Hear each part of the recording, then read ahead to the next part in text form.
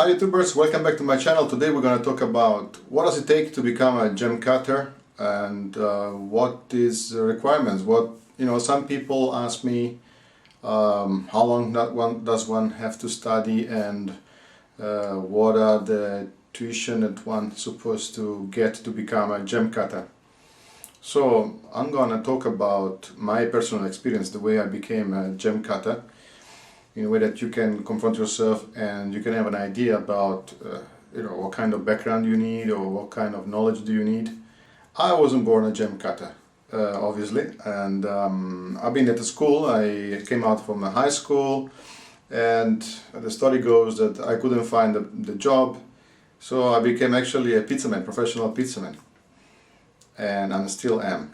And then because our family decisions, we actually opened a restaurant overseas in Namibia in the 90s.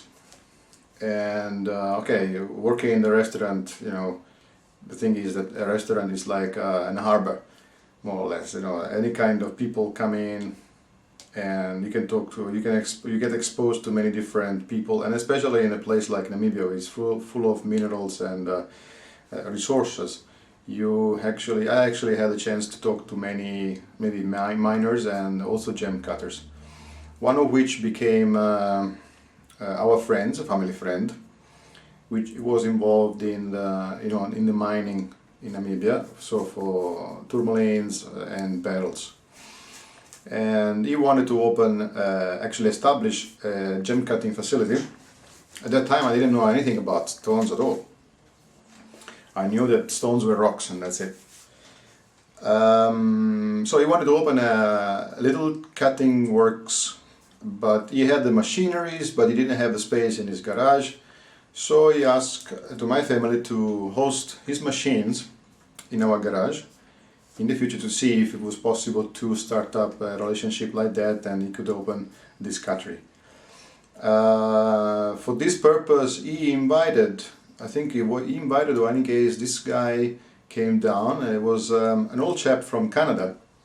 It was a Canadian cutter which was coming to Africa, in different parts of Africa, to collect the rough from the bush, from the mines, cutting it, bringing it back to Canada and make money.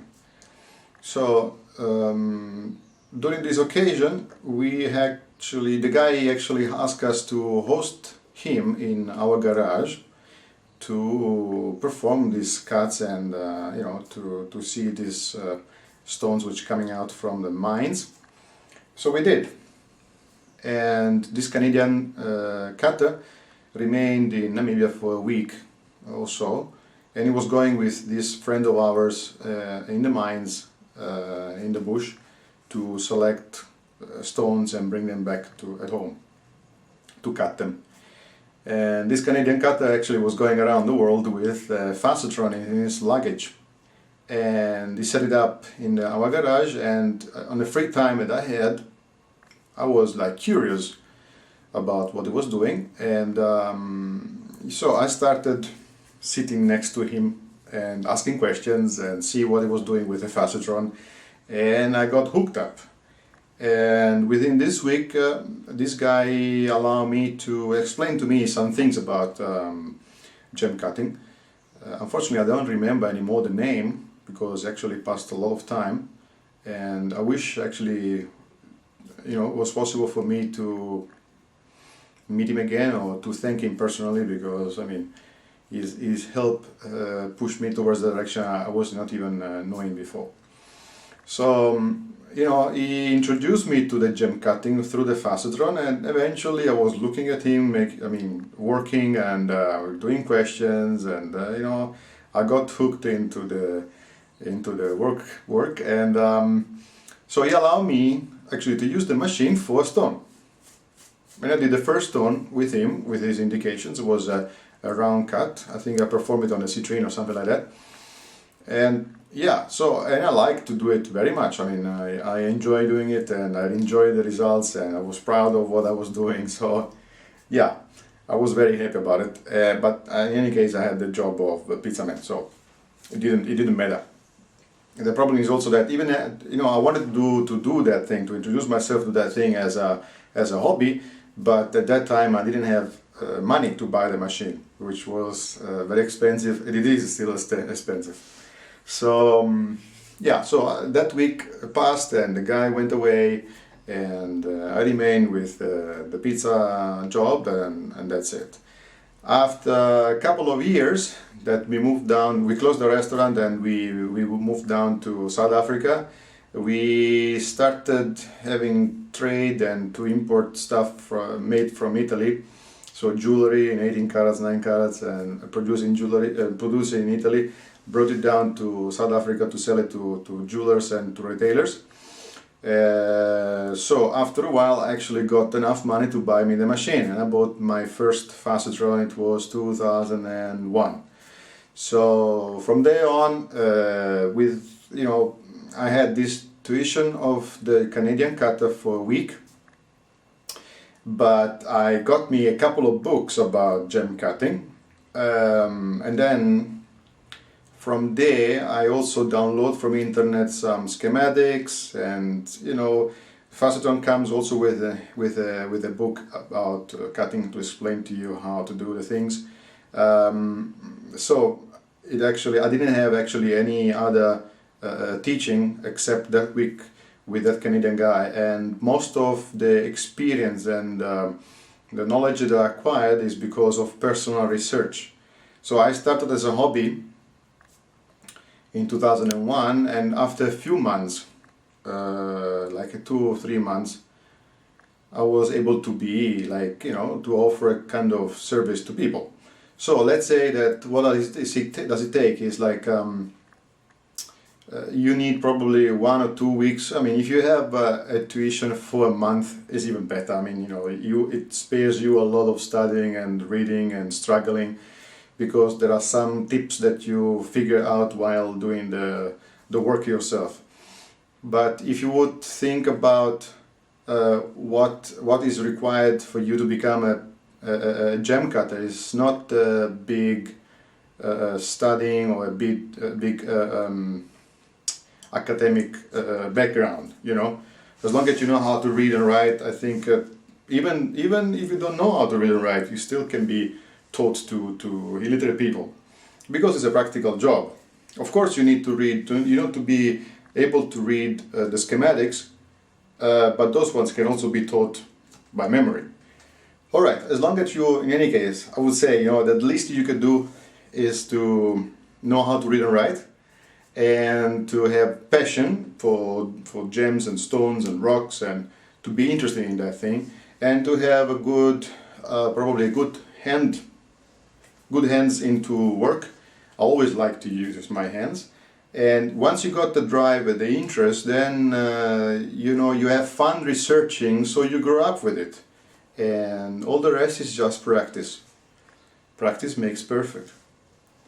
Right, so I think I would say that after that personal background, that personal drive towards the work, you're supposed to buy yourself a machine which will not make you struggle and fall off love of the work, because there are some machines, the cheap ones, the very simple ones that once you finish cutting, you're not really happy about the results because the stones are not straight. You struggle about keeping it a nice cutting. So it's very important, I think, since the beginning to have a good outcome of what you're working, because that will fuel your interest, and it will keep you excited about the gem cutting. So that's it. I mean, you have your drive, you know how to read and write, you buy yourself a couple of books, it would be better for you to be started up by a course or somebody which can take you in for a short period of time. In any case, it's not necessary to study for years or to become a gem cutter. Like I said to you, I just needed a week to be interfacing with an expert gem cutter, and then some more research for myself, and after a month or 2 you can perform gem cutting. Of course, the speed of the performance are not that high, but you can have good results, and it's going to fuel your interest towards it. So after probably a few months doing it as a hobby, you can start offering it as a service, as a gem cutting. It will take you a bit of more time to actually get damaged stones and to figure out what to do wisely in a way not to waste too much material, and to, yeah, because otherwise at the beginning you can say you can start for a big stone like that broken, and then you end up with a tiny little one, but it's perfect. It happened to me, but I mean, with some time experiencing gem cutting, you will understand how to deal with damaged stones or scratch stones, which is more difficult, slightly more difficult than starting from scratch, like you get a rough piece and then you just cut a new stone. And that's it. I think, yeah, what I did is usually the best way to start is with a round cut, because it's the symmetry is so, you know, it's eight folded symmetry is very easy to cut around. The thing you got to be careful is that the most difficult thing at the beginning is that when you're cutting, you observe the facet you do, at the beginning you don't really know which facet you are looking at, and that causes your mistakes. But yeah, when you start with a round, probably you go all square, and then the most difficult cuts comes after, which is the oval, and then the marquise, and then the pear, and the most difficult and the lengthy one, at least to my opinion, is the heart shape, which takes a longer time because of the symmetry, the particular symmetry it is. And that's it. That's it. I think that's all you need to get introduced into this discipline, to this art, the form of art, and then you can increase your knowledge and skills with different applications, like, you know, like carving or like concaving. But once you got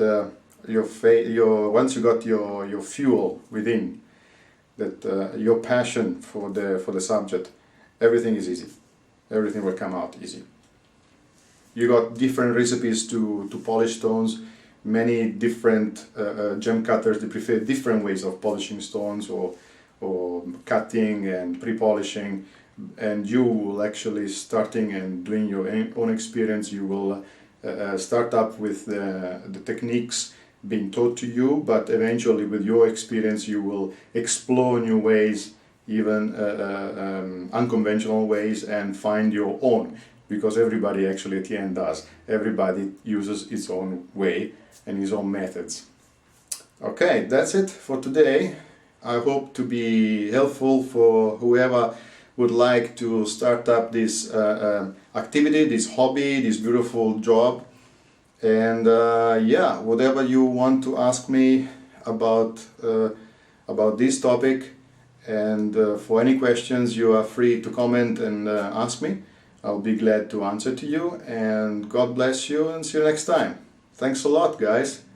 Subscribe if you like, and like if you like, and see you next time, okay? Thank you. Bye-bye.